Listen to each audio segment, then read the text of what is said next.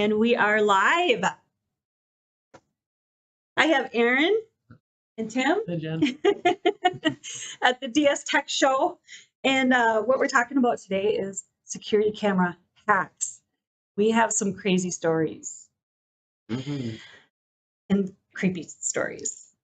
I don't know how many of you have security cameras or even just the little, The baby rings. monitor cameras and in your house. I know I do. I have cheap cameras in my house so that when I'm on vacation, I can access it from my phone, see what's going on in the house, or it alerts me if it hears weird noises because it knows nobody's home, right? Right. My Alexa does the same thing. But before we go into the scary stories, we have a few. Let me tell you to get on our newsletter. And at the end of the video, I'll tell you how to get your free security assessment if you're a business owner. Well, on that point too, Jen, real quick, there's a number of tools that you can access via the DS Tech website to learn more, not only about security cameras, the wonderful world of IT, but a lot of the self-proactive tests and toolkits that you can use for your business or yourself, ensure that your privacy and data security is at a high level and not have to worry about some of these scary things that we talk about week to week to week. Yeah.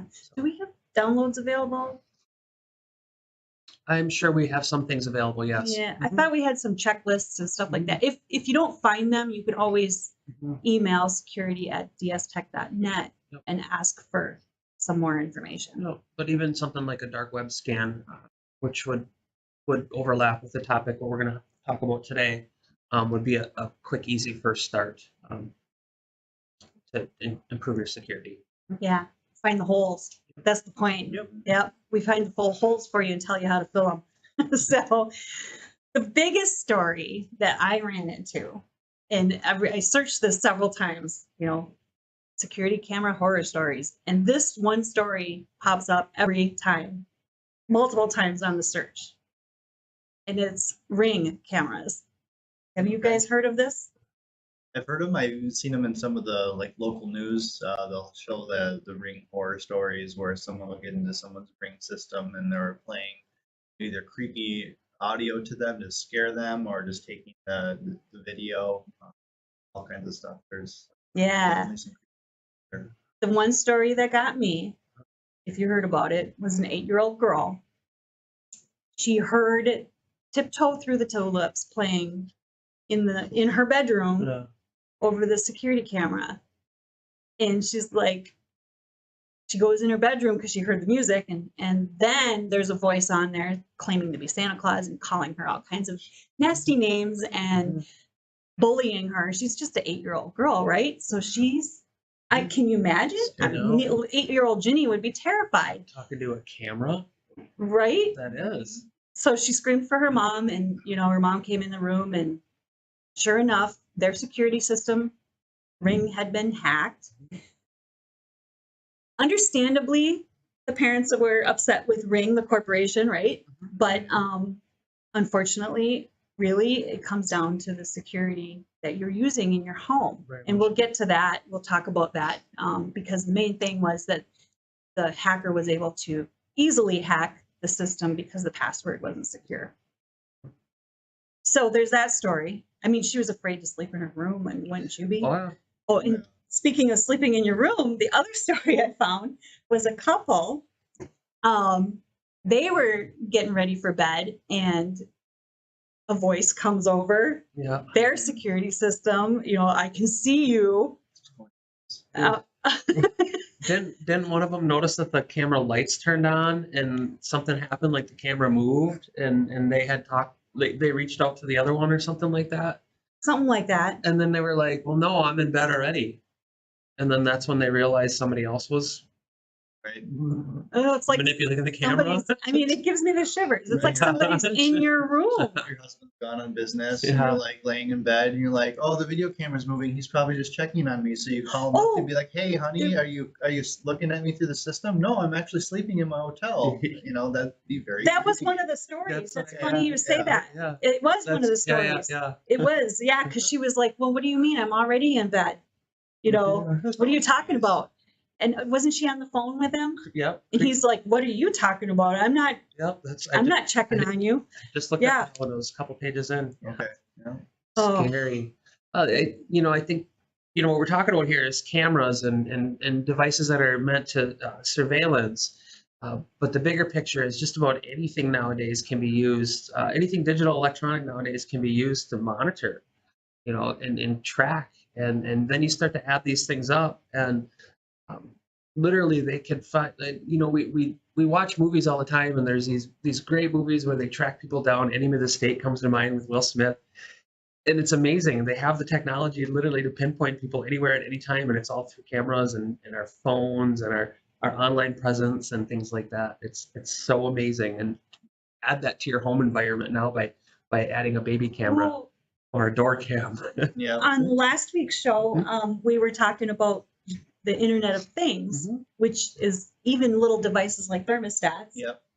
And you told me the story. There was a casino where everything in the casino was completely buttoned down, so, security badges, cameras, everything, but there was one thermostat in an aquarium, and they were able to use that thermostat to break into the database and extract all their high rollers user data. Mhm. So the names, addresses, information of all their high rollers of that casino, they were able to traverse the network starting at the digital thermostat in the aquarium.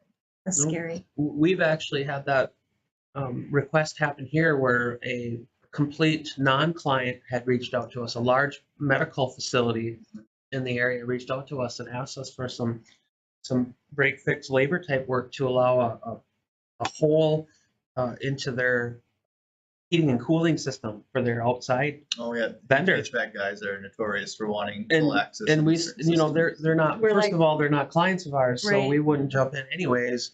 But But- that's exactly what we're talking about here is those types of holes that could potentially allow, I'm in a heating and cooling system, all of a sudden hacks the entire network, and you're Yeah, talking no. a medical facility, Mhm. Oh, medical facility. That reminds me of the other story, the other big story. It was a big security camera installation type, Yep. company. I think it was in California, right? I'm not sure. I can't remember. But the company got hacked. Okay. Mhm. So the hackers had access to all their clients' cameras. Yep. One of their clients was Tesla. Yep. Another client was a big hospital. Mhm. So they were literally like, getting footage from hospital rooms and warehouses where Tesla keeps their stuff, and Mhm. creepy. Yep, and that's one of the things too, is they're not necessarily hacking the Tesla factory, but the people that installed it, you hack the top of the pyramid, now anything below them, they can Yep. get their eyes on. So what are some ways that we can prevent these types of incidents from occurring? Oh, you know what? Let's start with how to tell. Okay. Because we did last week, we kind of touched on this too, where sometimes they'll use the device, they'll Mhm. hack the device and use it, you said, Yep. as like a hive. Yeah, they Right? usually call what's called a botnet. where they Botnet. take Okay. thousands I'm of thinking devices and send them towards a certain target, and your device is being part, like an ant in this army being sent at a So specific it's target. using the Yeah. power from each of the little Yeah. things to hack, do what they Mhm. want, right? Yep.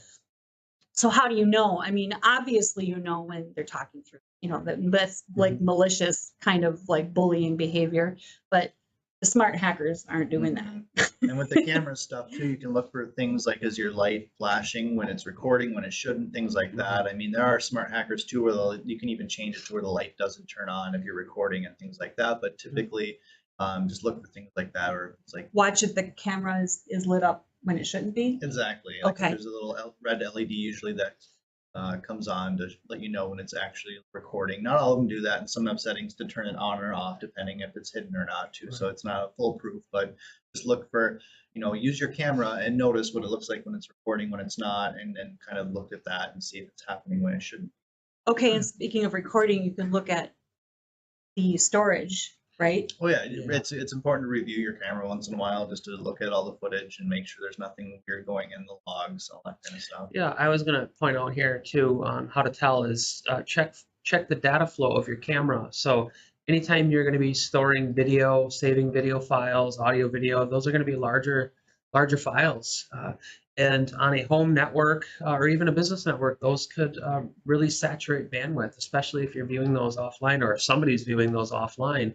So there could be some easy tells if you have a team like the DS Tech team to do some deep diving or some analysis into your data usage. Certainly, if somebody is taking advantage of your cameras and utilizing those offsite, there's going to be large spikes in data usage, which could cause multiple other problems, with your point of sales or other business level applications. So that would be another spot to take a look at to see if you have any suspicions for potentially being hacked. Check if any of the settings have been changed. Mhm. Is that it? Until you start getting to some advanced Oh, stuff you where just you can mentioned use like a program like Wireshark or actually look at Yeah. data, whether it's traveling inside, is the data just traveling inside my home? Or is it actually like what Aaron was saying, leaving off-site? And if it's going off-site, is it going off-site at a time where you Yeah. looked at it? Or is it going off-site at 3 in the morning when you're sleeping and no one should be accessing it at that time? And we can look at indicators, see Okay. where the traffic's going. A simple harmless example of that would be a business who has a security surveillance system with remote access, and maybe they have an employee transition, and they have some employees who no longer work there but have access to those settings, those camera feeds. So, just to kind of ensure that kind of stuff too, to be safe, make sure your passwords are updated and things like that, especially if you do share those remote logins. I'm glad to have a smart tech in the room when my laptop is saying, "Oh, battery's died. Help me!" So, anyway, The biggest thing I think that you can do to prevent this from happening is always change your passwords and even do like a rotation schedule where even if you change your passwords when you first set it up, don't just forget about it.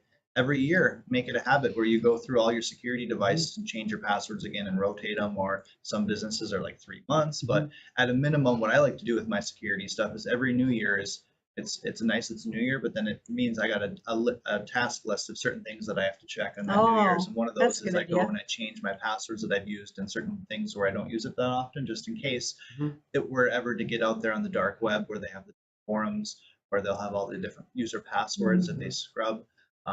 Just keeping your password rotated so it's not going to be found in one of those lists and exploited is a good. And we say this every time, probably, right? Multi-factor authentication. Yep, two-factor, multi-factor, yep. So use that. What else? I think, one of the main things that we can do as, shepherds of the IT and the data field is to continually keep our firmware and our softwares up to date. I know most people don't like to hear that. I know all people think about is how much is that going to cost? Well, at the end of the day, the cost is negligible when an incident occurs and the business is jeopardized or the clients of the businesses are jeopardized. So, just staying one step ahead, making sure that the firmwares, the warranties, all of that continual updating is happening, is monitored, is managed, and somebody's keeping an eye on it. So to me, that's the biggest thing is we're never going to be caught up to the bad guys, but we can do our best to stay in stride, and, Always. Yeah, it's definitely a perpetual game of cat and mouse. They're always going to find exploits, and then the manufacturers are going to release Fill patches the hole. and fill the hole, and it's going to be a never-ending cycle. So just keep things updated. keep things updated for sure. Secure your network. Yes, secure the network. Make sure you have at least a basic firewall. Most places aren't going directly from the modem into their devices nowadays, but still having that firewall and then keeping that updated as well. Don't just plug it in and leave it on. And Would you have a assume- firewall in your home too? most routers have a generic firewall built in. Do you? Yeah. Oh, you do. I do. I know that actually because I ordered the license for you. So, Yeah. Most of your basic firewalls will be, for general home users, probably okay. But when you start doing security and a lot of that kind of stuff, you think of yourself as a high value target where you may own a couple businesses, it's definitely worth securing your home as well as your business. well, you don't even have to be. They just see a hole and go for it, right? Yeah. So, yeah. Yeah, just one really quick thing to add too. I know today we're talking about cameras and surveillance and how they can be hacked because they are devices on a network. But also consider, whenever new technology is introduced, there's adjacent technologies, and that may be an app that you can download for your smartphone, or an app in general. All that they're holes. They're ways to get into access, and you just want to be conscious of those. Anything that touches. Like a lot of new Right? kids toys now will come with apps. Download the app for the kids toy for your Exactly. kid, and then the physical device is fine. But then the app isn't secure because it's just made from a toy company Yep. who's not thinking about security. They just want the app to look pretty so the kid can play with the toy. Yeah. And so to make sure all the apps as well as the toys are secured and Yep. multi-factor and all those And passwords. on top of that too is if you are upgrading cameras and doing some work with your security surveillance, be sure you do an audit on your old technology too, and make sure that any holes that have been opened previous in your network and your firewall are now addressed and closed up. We run into this all the time where people just add more technology, but they never take the time to kind of look at what had been done previous, and that's easy places for people to get into. Mhm. And the bad guys, because once they get in, they Places just you multiply forgettable, across. too. Yep. Yeah. Mhm. And if you need help with that, Call Tim. email security@dstech.net and somebody will Mhm. talk to you, certainly, and see what we can do for you. Mhm. And you can get a free security assessment. So that's a good place to start. All right. Thank you so much, you guys. I love having your brains on here to help me just tell these wonderful people how to stay safe. So make it a great day. Trust no one. And we'll see you next week.